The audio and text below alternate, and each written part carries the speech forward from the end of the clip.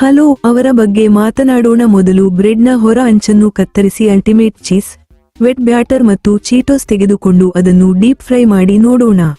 ಇದು ತುಂಬಾ ರುಚಿಕರವಾಗಿರುವುದರಿಂದ ನಾನು ಇದನ್ನು ಸುಟ್ಟ ಚೀಟೋಸ್ ಚೀಸ್ ತಿನ್ನಲು ಇಷ್ಟಪಡುತ್ತೇನೆ.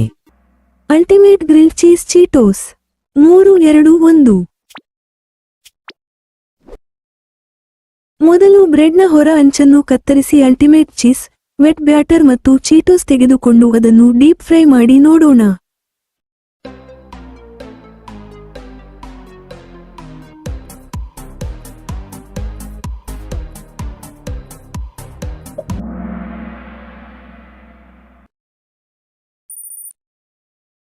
ಇದನ್ನು ತಿಂದು ಅತ್ಯುತ್ತಮ ಗ್ರಿಲ್ ಚೀಸ್ ಚೀಟೋಸ್ ಅನ್ನು ಆನಂದಿಸಿ. ಅದು ಖುಷಿ ಕೊಟ್ಟಿತು. ತುಂಬಾ ಇಷ್ಟ ಆಯ್ತು.